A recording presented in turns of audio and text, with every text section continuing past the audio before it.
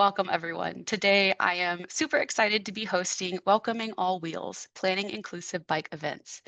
My name is Marley Townsend. I use she, they pronouns, and I am the communications specialist for the League of American Bicyclists.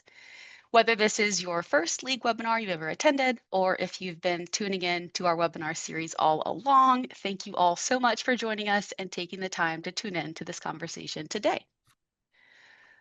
All right, now before we get started in the topic, I just want to give you a few reminders. And also answers to your accommodation requests. So yes, this session is being recorded. The recording will be emailed to the address that you signed up with. It will also be added to our YouTube channel, as well as the web archive at bikeleague.org/webinars. Closed captioning is available and it can be activated at with a button at the bottom of your screen. So I'll kind of show you what that looks like. I did a quick screen recording just to make sure that we're all on, familiar with how to use the technology. So the captions can be found with that CC button at the bottom. And you'll see a little upwards arrow that allows you to access the transcript, which will be auto-generated as we go along. All attendees, you may have noticed, have their microphones muted, but we want to hear from you. We definitely want to hear your questions. So the chat is a great place to drop in, kind of casual conversation, connect with other people in the audience. But for questions for the panelists, I ask that you put them in the Q&A button, which is kind of down at the bottom. It has a question mark in it. And that's just something that helps me as a moderator to sort out the questions from just kind of like the chat. All right, so now before we dive into the topic, again, I just want to take a quick second to talk about the League of American Bicyclists. So who is the League? The League is the nation's oldest grassroots bike advocacy organization. We've been doing this for a long time, trying to lead the movement to create a bicycle-friendly America for everyone. The league has been championing better biking for a long time, since the 1880s, when we first advocated for paved roads so that cyclists could ride more safely. But, since the topic of this webinar is inclusion, let's be clear that in that era, the league was not inclusive. While Kitty Knox joined the league in 1893, she was one of the few women at the time. And just 2 years later, the league enacted a white-only membership rule, barring Black people like Knox from joining. And I think it's really important to be transparent that the league and the bicycling movement as a whole has not been inclusive, and it has been overtly exclusive to people of color in the past. And although that hasn't been the case in a long time, a lot of people's common perception of who is a cyclist still reflects that history by assuming it's all middle-aged white men in Lycra. And that is certainly not the case, but the work to correct and counteract these past harms is ongoing. It is a work in progress. And I say all that just to give us a foundation of humility and respect for each other in this conversation, that if we're trying to do the work to build a bicycle-friendly America for everyone, we must thoughtfully consider the people who have been shut out and made to feel unwelcome in biking spaces in the past, before we can intentionally and proactively make that space welcoming and accessible to all in the future. And now let me just set the scene real quick about inclusion. Inclusion is one of those words that has been put under the microscope in our current political climate, and that is a shame of a wide variety of perspectives and experiences is a deeply positive and powerful one. It's part of our theory of change that when more people ride bikes, life gets better for everyone. And by more people, we mean more people of all abilities, backgrounds, cultures, ages, body sizes, kind of everything, we can think of, an inclusive vision where everyone has the opportunity to experience the benefits of biking, whether they use it for transportation or recreation or whatever else they might be needing their bike for. I think a lot of people in our sphere already believe in that vision, and many of you in the audience are already making great steps towards that vision. But we're all limited to our own perspectives, and not everyone has all the knowledge or the tools to plan biking events that feel welcoming or are truly accessible to folks who don't look like us or might move through the world differently. So we are hosting this conversation in hopes of sharing insights from leaders who are actively centering inclusion in their work. And I hope this serves as an opportunity for us, to share some tools in the form of best practices and resources, and kind of just reinforce the idea that even in political climates that are super divisive and hostile, our network of bike advocates at the grassroots level, we're going to keep doing the good work, organizing inclusively at the community level, and continue inviting others in with kindness and respect. So with that, I'll start introducing our awesome speakers. So I'm really excited about this panel. I am so grateful for these incredible people for agreeing to join today. And so I'll just introduce them one by one. So up first, we have Marley Blonsky. We'll kick it off with Marley. Marley uses she pronouns and is a leading voice at the intersection of body size inclusion, cycling, and environmental advocacy. As a co-founder and executive director of All Bodies on Bikes, Marley leads a nationwide movement dedicated to creating inclusive, welcoming spaces for people of all sizes and abilities to experience the joy of cycling. Marley's work has been featured on the Today Show, on the Washington Post, and numerous cycling and outdoor publications. She was named a Bicycling Magazine 2023 Rider of the Year and honored as a 2024 Outsider of the Year by Outside Magazine to recognize her leadership in reshaping who gets to be seen, celebrated, and supported on bikes. And we are super excited to have her here with us. And we at the League are also really grateful to be collaborating with All Bodies on Bikes with a Community Spark grant to develop a training program to help bike shops learn how to do bike fittings for people in bigger bodies, which is super exciting. Our next speaker will be the fellow Bentonville-based Rachel Olzer, who uses she, they pronouns and is the executive director of All Bikes Welcome and also helps lead their flagship event, the Grit Mountain Bike Festival. Rachel is the winner of the League's 2025 Kitty Knox Award, which recognizes champions of equity, diversity, and inclusion in the bicycling movement. And this is a well-deserved award considering how Rachel has dedicated the last 10 plus years to working on issues related to equity, inclusion, and intersectionality. In 2019, Rachel co-founded Pedal to the People, which is an organization that prioritizes narrative representation by telling stories from Black, Indigenous, and people of color within cycling. Rachel is a writer, an activist, and an organizer at heart. They helped organize the cycling community to speak out and take action against the unjust murder of George Floyd in 2020.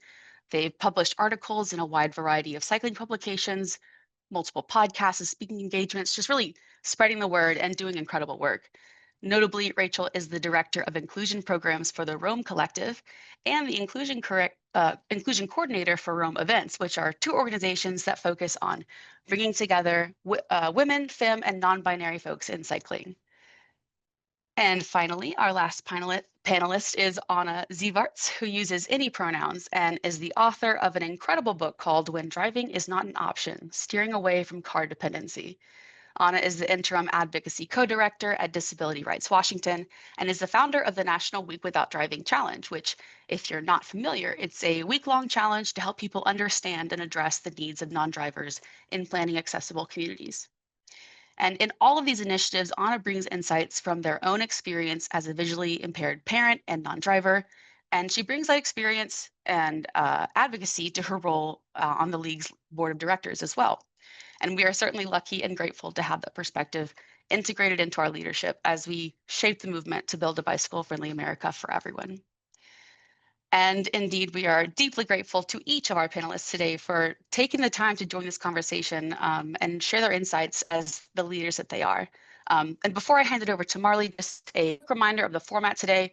We will briefly hear from each of our panelists, and then we will have the rest of the session for Q&A.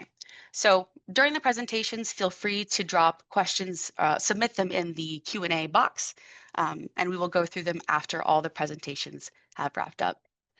And with that, I will pass it over to Marley to kick things off. Awesome. Thank you so much, Marley. It's really funny when you have a uncommon name like ours. It's strange to meet another Marley.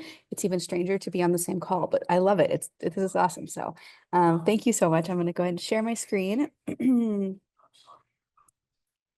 Okay, can somebody give me a thumbs up, Marley or Rachel? Beautiful. So let's get into it. We don't need this title slide.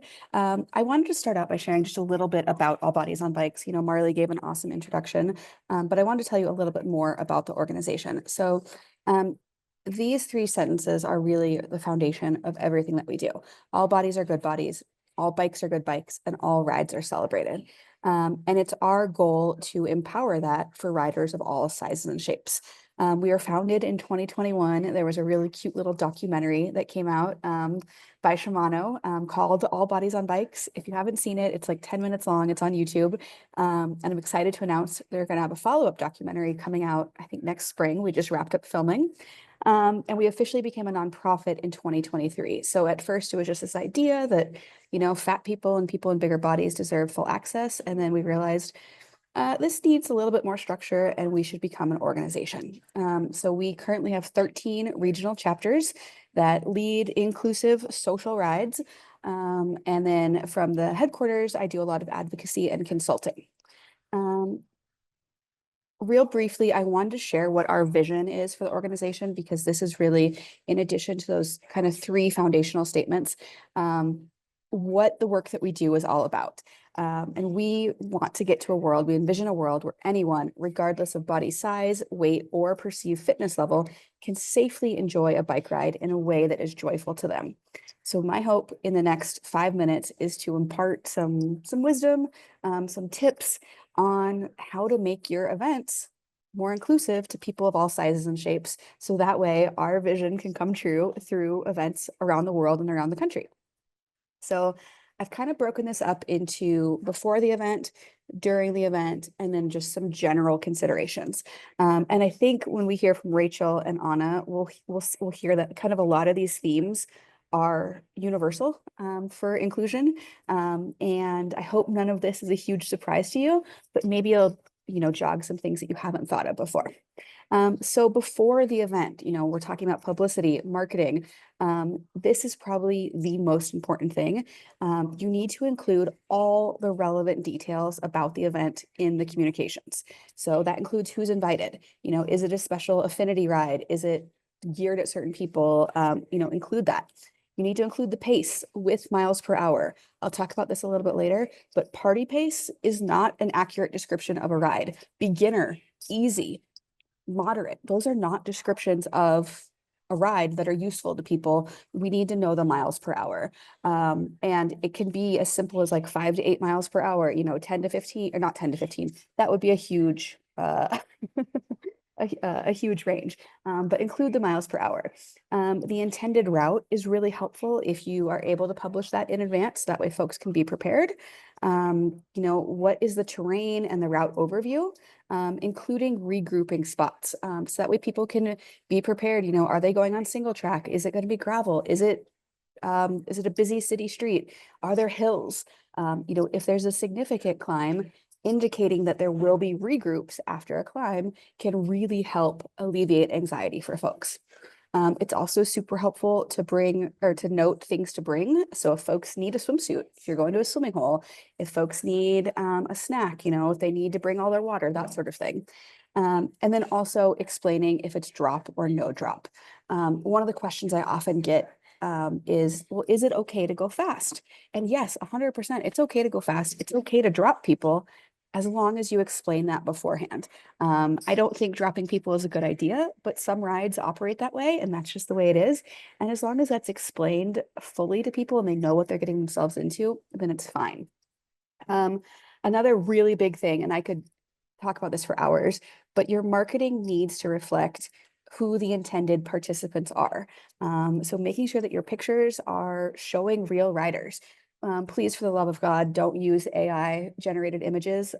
If you're hoping for an inclusive image, I'm not going to tell you to, search on AI for a cyclist, but I'll tell you the images that come up are not necessarily what we would think of as inclusive images.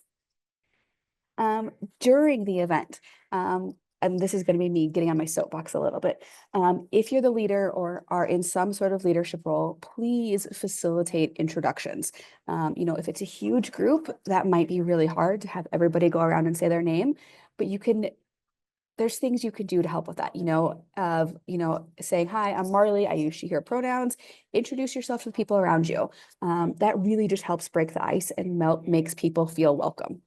You should also, on all of your rides, have a leader, a sweeper, and floats. These people should be introduced at the beginning of the ride.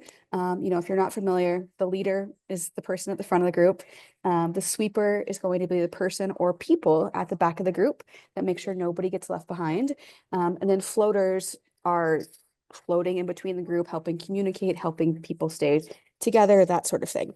And I find it really helpful to introduce those folks during your pre-ride talk, which is my next point. Conduct a pre-ride talk, tell people what to expect. You really get to set the vibe, and you get to set how inclusive it is by your presence as the leader at the event.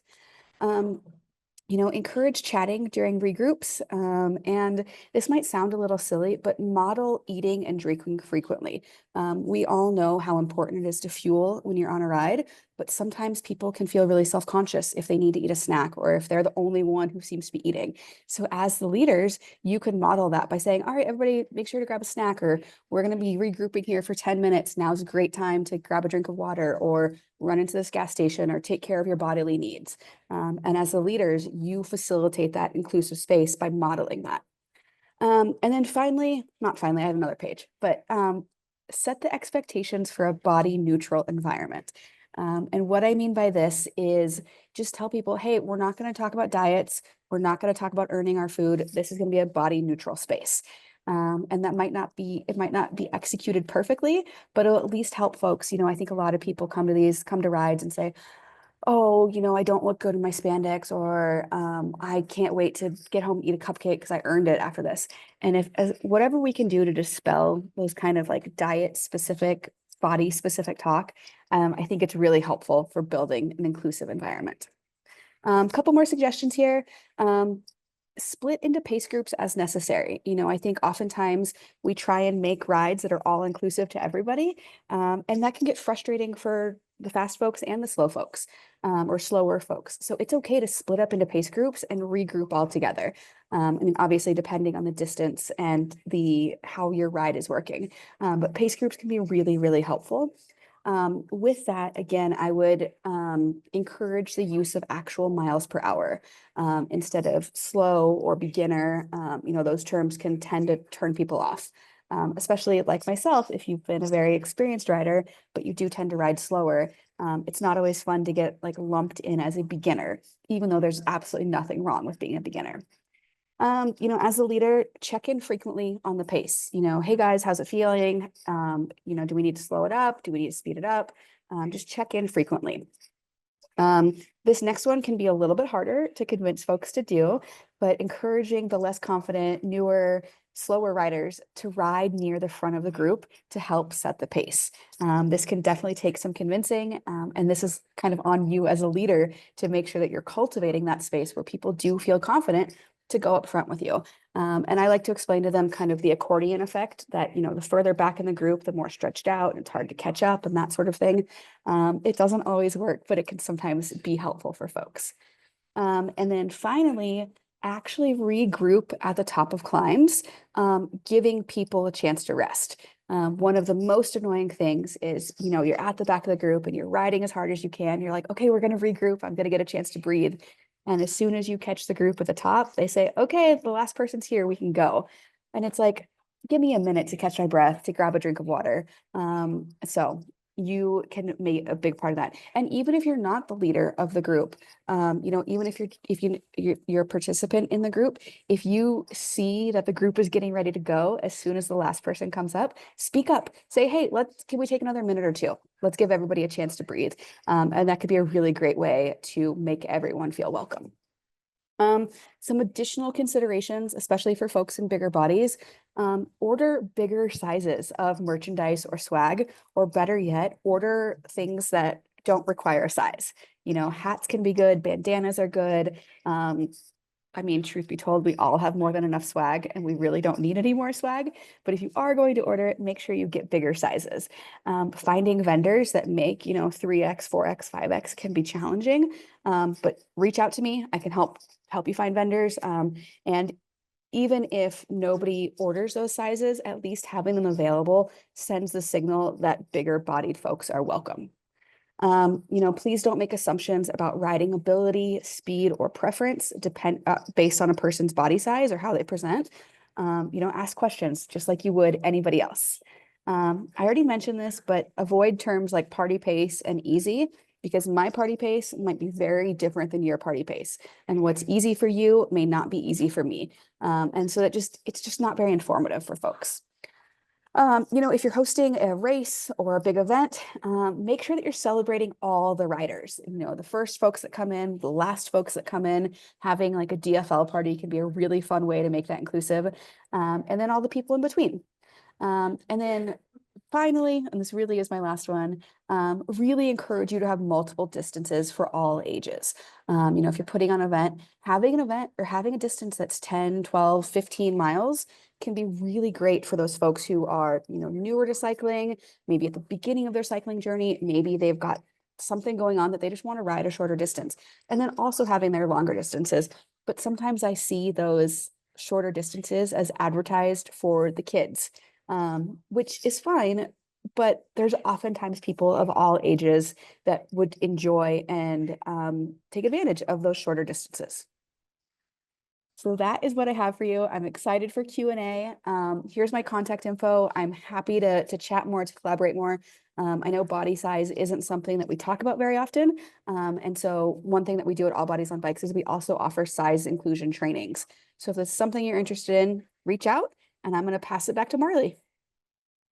Thank you. Perfect. That was excellent. All right. I think this is a great time to hand it over to Rachel. Take your time getting set up. My name's Rachel. As Marley mentioned, I run an organization called All Bikes Welcome, and we're based in Northwest Arkansas.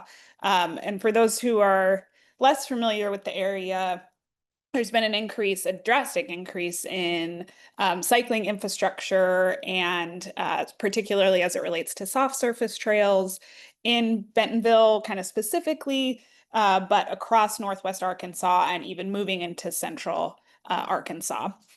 And so All Bikes Welcome came about to try and create more inclusion and belonging in surface trail use. Because as hopefully you all are aware, if you are not intentional about creating that programming, it doesn't happen. And trail usership doesn't just always reflect the kind of diversity around us in our communities. And so we have to be really intentional about introducing folks and bringing folks along in the process. So we provide mostly free or low-cost outdoor programming within Northwest Arkansas with the goal of increasing, we say, diversity and belonging within cycling.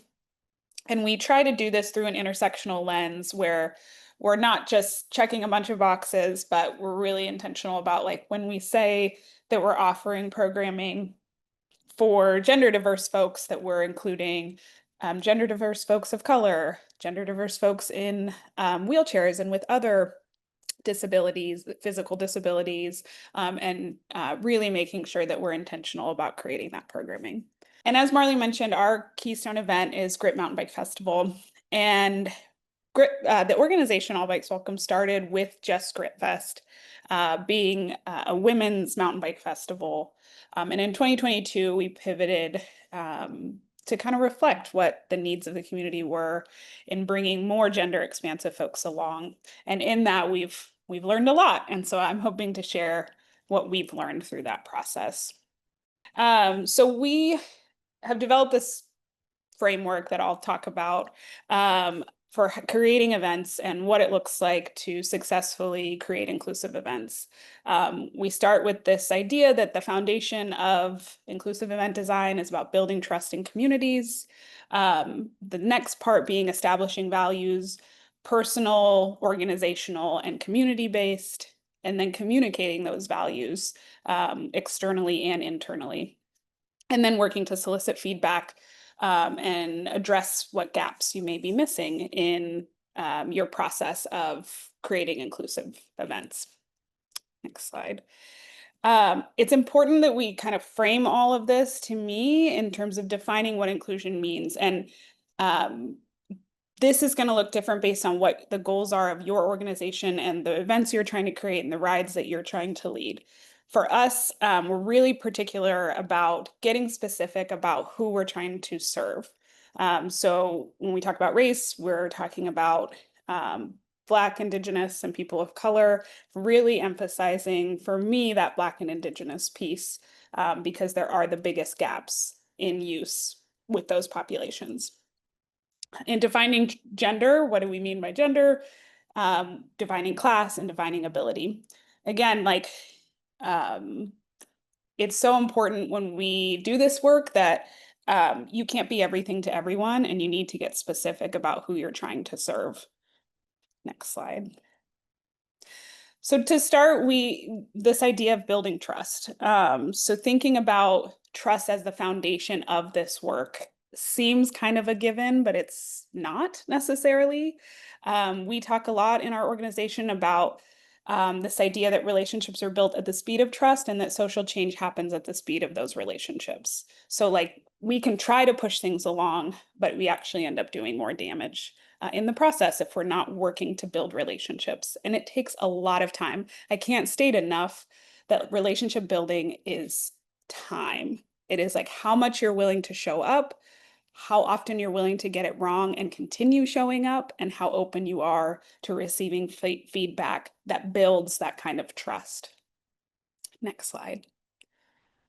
I have memes in here, so feel free to laugh. It is supposed to be funny. So I often hear event organizers say things like, I want my event or organization to have more diversity, or why aren't there more Black and brown people at my event? And I often, when I hear those, what my thought is like, well, what's in it for these folks? Why should they come to your event? I know you think it's great, but why, what are they getting from it? Next slide. So framing this instead of how do I get marginalized folks to support my event or my work, thinking about how do I support the work that marginalized folks are already doing. If there are folks in your community who are already leading rides, go to those rides, show up to those events, build a relationship, build trust, and then figure out ways that you can work together and build partnerships within that. Okay, the next thing is establishing values. And we think about, values as being this kind of onion that's layered. So you have kind of your core values, your personal values, and then you have your values, your organizational values, your team values, and then the event values. So I've included some prompts here for reflection. So with your personal values, thinking about things like, why do I want to make this event more inclusive? Like, what is driving that? And getting really honest with yourself. It may be that you're like financially, it makes sense. Both things can be true, that it is the right thing to do and it is the financially focused thing to do as well. Those things can be true at the same time and work in tandem to achieve your goals. Thinking about personal biases, what biases might I have that could affect creating these spaces?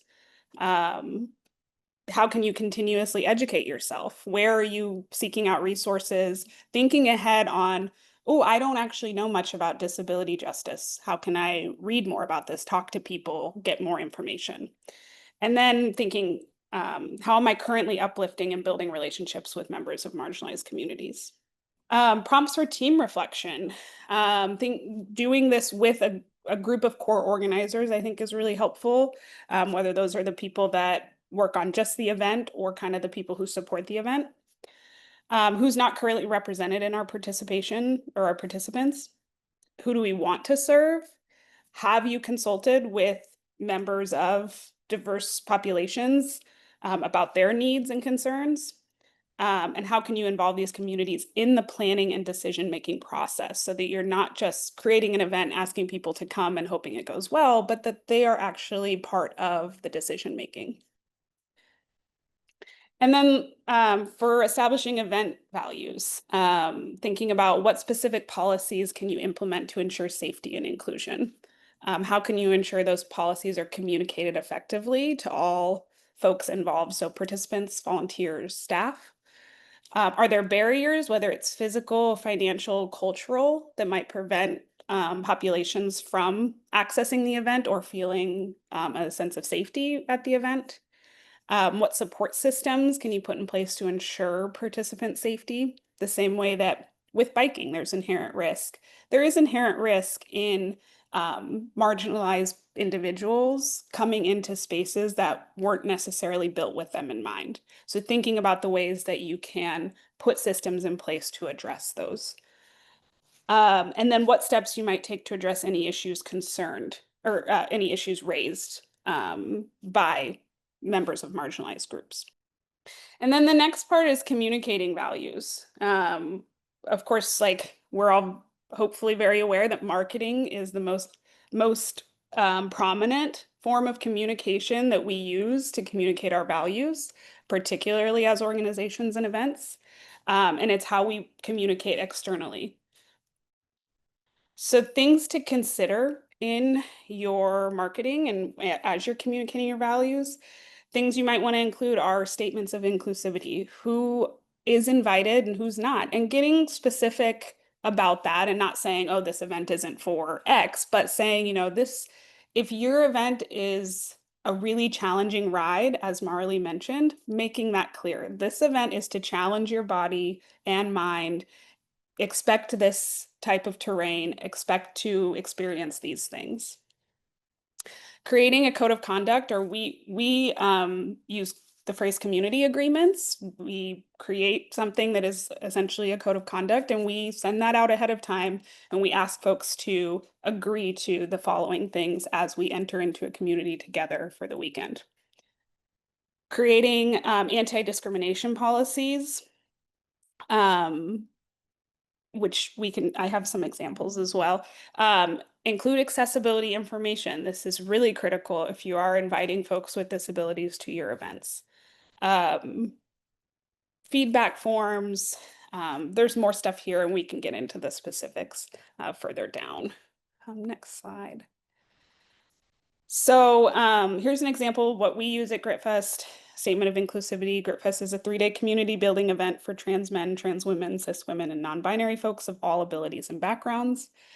We say it's one of the few for us, by us events, so that means it is. You can take a look at this later if you'd like. I think this is an example of the community guidelines we've set out. For time's sake, I think we'll skip that. And then an example of an anti-discrimination policy. GritFest invites trans men, trans women, cis women, non-binary folks to join the festival. We aim to create an environment where you feel safe to learn and grow. In order to keep this space safe for all, will not tolerate harassment, transphobia, homophobia, racism, xenophobia, bike shaming, or non-consensual touch.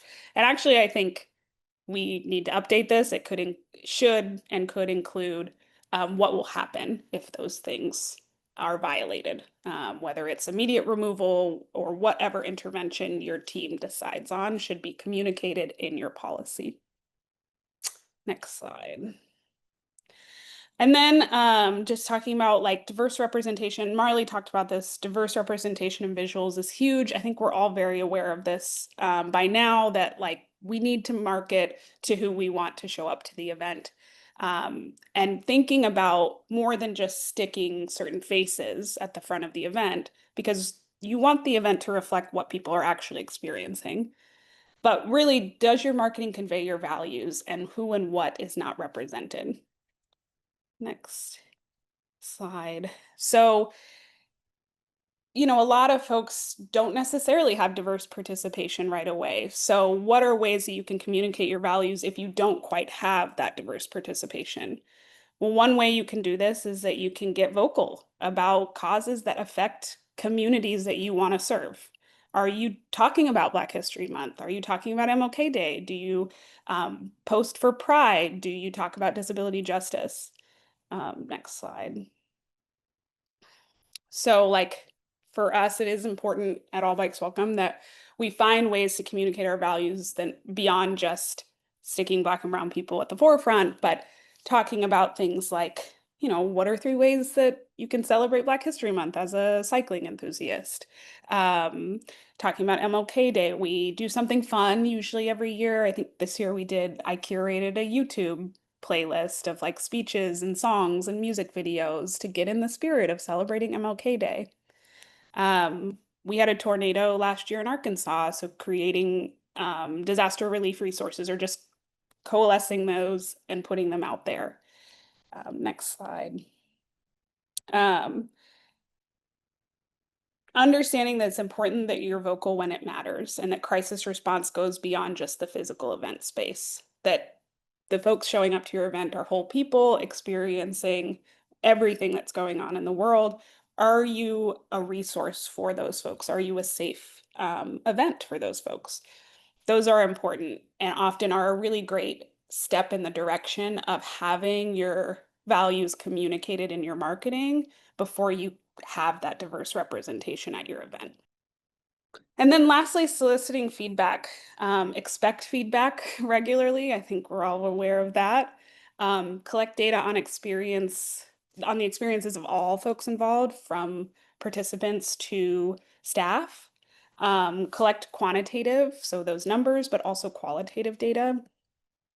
And show how that data is used and who will see it. So making sure that for a lot of marginalized folks, data collection can be really tricky and triggering based on historical precedents. So making sure that when you're collecting data, you let people know, like, this data will be shared internally, this data will be shared with financial stakeholders, this data will be shown on our social media, but letting people decide and opt into what they want to share based on how that information will be used. Slide. And the last thing I have is, like, you will make mistakes. That's okay. I'm always trying to remind myself, like, we're not here to get it perfect. We're here to grow and learn together. And again, trust is built by the ability to make mistakes and course correct um, and allow folks to, like, let you know what they need in order to build that trust as well. And I am here for any questions, and I will pass it back over to you, Marley. Brilliant. That was awesome. Thank you so much, Rachel. All right. Anna, are you ready to present your slides? I am, yeah. And Woohoo! I'm sorry for being late. I screwed All up good. time zones and had this on my calendar at 3 p.m. today. And anyway, oops. You made it. I'm so glad to be here and sorry to be late. So I will go ahead and share my slides. And let's see. So first of all, I want to just sort of talk with a little bit about where I come from and why this is important to me. The work I do, I work at a disability organization, and the work I do is focused on accessibility, and in particular, accessibility for people who don't have the option of driving. And so I just want to start out by sort of saying that and explaining that there are many people in our country who can't drive, can't afford to drive, perhaps choose not to drive, are too young to drive, and are aging out of not driving. And altogether, if you take all those constituencies, which are sometimes overlapping, right, we're about a third of the population. And so I am a non-driver. This is a picture of me when I was a kiddo learning to ride a bike. And I was born with an eye condition that makes it not possible for me to get a driver's license. I don't see well enough to pass the driver's test or to be able to safely drive. But I do, see well enough to ride a bike, which I think, there's a lot of sort of assumptions around ability and biking. And I think while biking is not available to everyone, it is available to a lot of people who may not feel comfortable outing themselves about their disability publicly, because there is a lot of sort of ableism within biking communities. That also, I think is connected to classism and racism and other issues as well. And I know, for me, I biked in New York City for many years. I was sort of part of a biking scene there and a racing scene. And I told some people about my vision, some of my closest friends, but I was discouraged from telling other people in that community that I, couldn't see well enough to get a driver's license because people, feared that I would be sort of stigmatized. So just recognize that you may have people in your community who are, have access needs, that they aren't willing to share because there's that shame and stigma. So talking about events in particular, I want to talk about Bike Bus first, because this is an event, perhaps not like what you think of when you think about a big group ride, but I think it's an event that really gets to who's included and who's not included. So my kiddo went to a school in Seattle 2 years ago, where the city of Seattle, we had a staff at both our public school agency and our city DOT, who were part of our Safe Routes to School programs, who really wanted to support a bike bus, and they really wanted to support a bike and walking bus in one of the Title I schools. And so I was involved with a group of parents who were trying to support these staff to organize this event. And this picture on the right is some of the kids participating. We actually for a bit had partnership with Cascade Bikes that brought bikes for kids who didn't have bikes, which was awesome.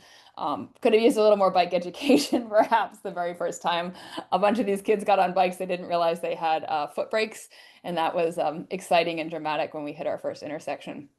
But one of the people who couldn't participate was this kid on the left, who is the kid in the middle is my kid, and the kid on the left is a neighborhood kid who lives with family who didn't have bikes themselves. And he wasn't able to come, initially he wasn't able to come with me on my bike because he wasn't able to ride it, ride on the back safely with me. And it made me think a lot about, when we create these events and we invite families to participate, which families can participate and which families can't, and as a result, which kids can't. And this neighbor kid was really bummed about the fact that he wasn't able to do Bike Bus because his family didn't have access to bikes. They didn't have access to bikes that would have met their needs. And they also had to work, right, in the mornings. And so they didn't have the ability to take that sort of flexible morning schedule to get to school. There was also all the if parents, are dropping off bikes at school with kids who, how do those bikes get home if parents have to work and the kids go to after school? Like many complications that are there for families that, maybe have less flexibility, less resources, less ability to, grab a two-wheeled bike and just go. And so it made me really think deeply about whether I wanted to continue to participate in a space that felt like it was leaving out my kids' friends and kids on our block. I mentioned some of these things, and I just want to, for people who are perhaps less familiar with different types of bikes and disabled people in biking, I just want to point out, as I mentioned earlier, there are many people with disabilities who do and can bike. And I want us to think really expansively about biking too. And one of the people that's helped me think about that is Ian Mackey, who's pictured here on the top. He runs a nonprofit here in Washington State called Ian's Ride, and actually just co-wrote a book about his work. He's a power chair user and organizes inclusive bike events in Washington State that are on protected trails or on closed roads. Sometimes we have some rides up mountains when the roads are closed that he organizes folks to participate in. And my kid and I have joined him for a couple of years on one of his, it's like a 3-day bike tour across the Olympic Peninsula on trails. And it is one of the coolest events I have ever been part of, and that it was very intentionally designed so that people in wheelchairs could participate, and so that all the transportation needs you need to think about around getting a bunch of wheelchairs to a particular location out in the woods are thought about.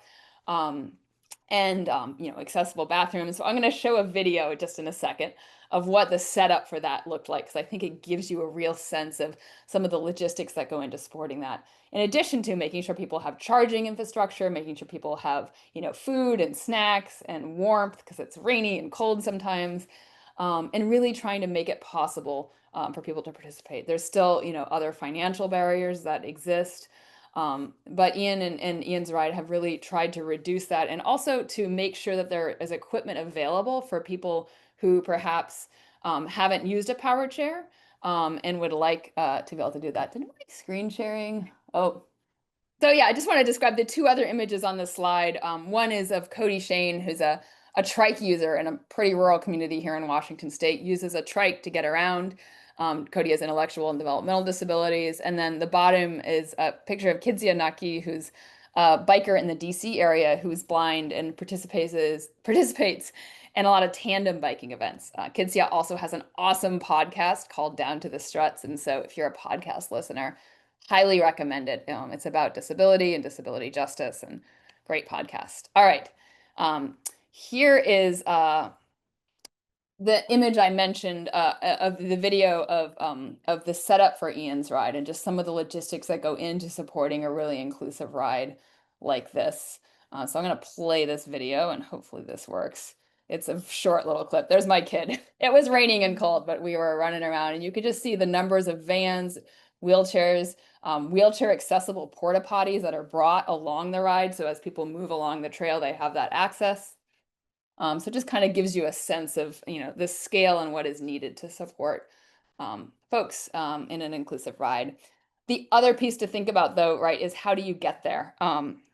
And this is the picture on the left is my kid and I trying to get up to the Olympic Peninsula, because as someone who can't drive, it can get really complicated to get bikes, and especially multiple bikes and kid bikes or kid tag-alongs or e-bikes, right? You can't even put on transit to a start location.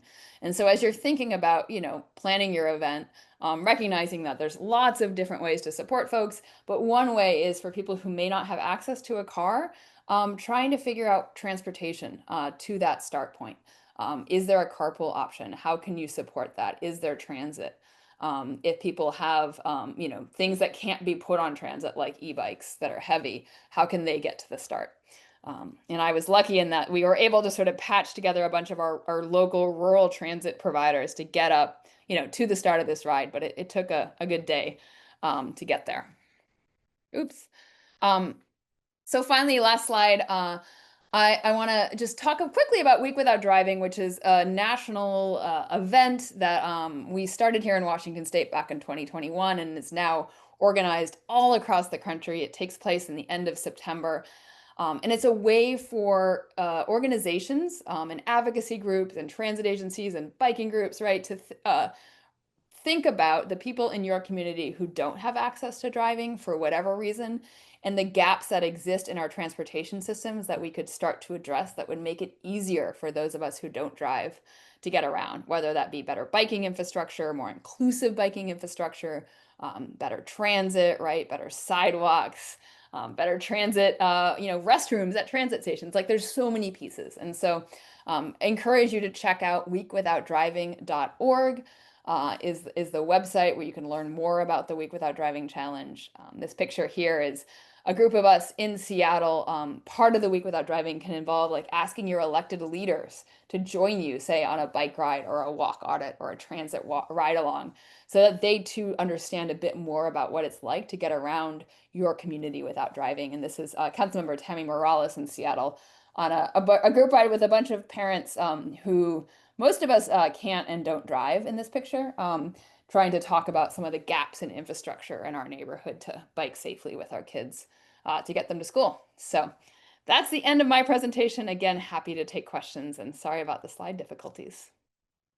And thank you all to our audience for being patient as we sort through the technical difficulties.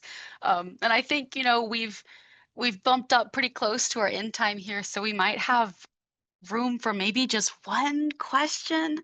And I have a question for you all. And it might be a bit of a tricky one, so it's okay if you don't have a great answer. But, you know, like Rachel said, everybody makes mistakes, and that's kind of just like how we get closer to inclusion. So, do any of you have an anecdote about what it's like to realize that you've maybe missed an aspect of inclusion and how you overcame that challenge? You want to go first, Rachel? I'm like, I have so many. I like it happens all the time. I have one particular one that comes up, and is that we have a growing deaf population of folks who are on bikes and want more access to bike experiences, including events. And I've had to learn a lot in terms of what it looks like to provide support for them. That is because they are considered under the umbrella of adaptive cycling, but they have very specific needs because because being deaf is a lot different than having a spinal cord injury. And yeah, it's like I've made the mistake, or like we have a keynote speaker and our event is in the fall. And we also hire an interpreter. And there have been 2 years in a row where it was like, oh, the sun set and it is dark. And even though we have an interpreter, this deaf person cannot see the interpreter. Like that's a problem. And so, yeah. And you receive the feedback. You're like, look, thank you for telling me, always leading with thank you for telling me, because if they're telling you, it means something, and it takes a lot for somebody to tell you. And I will do better in the future. And next time we'll remember to have lights. And I think last year was the first year where we finally remembered this ahead of time. It just happens. Like everybody's going to have sore spots and everybody's going to have blind spots, for lack of a better word. Like everyone's going to have those places where they're very aware of the need because they experience the need, and they're going to have places where they're very unfamiliar with the need because it's not something they think about. That was super insightful. Thank you, Rachel. Mine is similar-ish. For the All Bodies on Bikes ride, we always said all abilities are welcome. And traditionally we had always just had people on two-wheeled bikes come, and we had somebody come on a trike. And we realized that the route we were intending to take was not appropriate for somebody on a trike, because there was a big hill involved and it wasn't an e-trike. And so it was oh crap, we need to revise our route really quickly and inform folks of it. But it was a really good learning opportunity for us, of a gut check of like, we say we're one thing and then are we actually? And we're still learning what works, what doesn't. And like Rachel said, yeah, collaboration with those folks has been key to making sure that we are planning accessible, appropriate routes. Yeah, this is Anna. I would just, I think, add and reiterate what Rachel and Marley shared. But I think, it's okay. I think people often sort of overestimate, or especially in my experience with like walk audits, right? Or bike ride alongs, like how fast or how much distance you're going to be able to cover. And there's so much sort of, focus in the bike community around like, oh, like this desire everything is kind of a race or like a challenge. And, I come from that background. I understand the desire, but also I think it's important to slow down and make sure that, that you are including people, that you aren't leaving people behind, that it's not a race.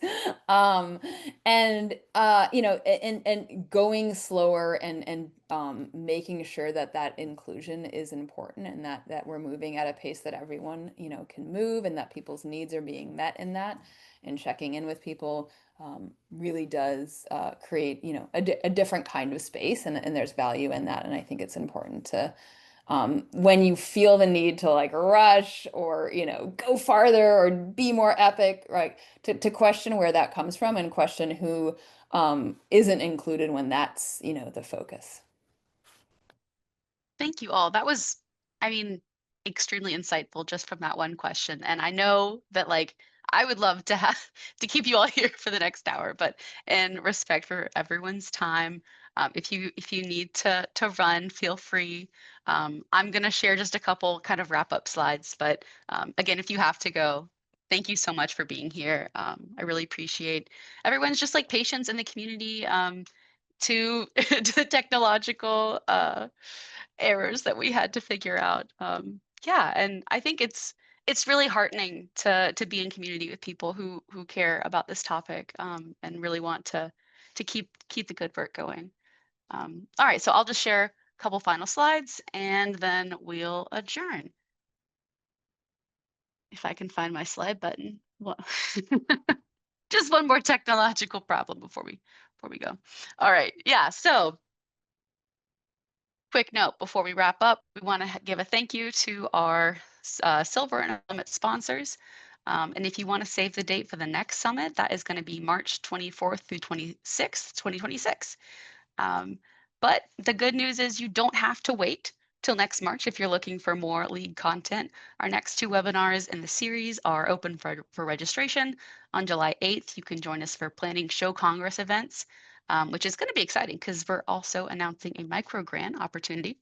And then July 22nd is going to be a fun bikepacking 101 session with Bikepacking Roots. And there are more webinars to come, so stay tuned to our webinars page and our e-news and our social media to get notified when those come out. And then finally, what is my last slide? It might be a surprise. Oh, thank you all for coming. Yeah, again, thank you all for just like taking the time and being patient with us, and for continuing to show up and do great work in your communities. So that's all I've got for y'all. So I hope everyone has a great day and stay cool out there. All Thanks, right. Marley. Thanks Yeah, all. thanks.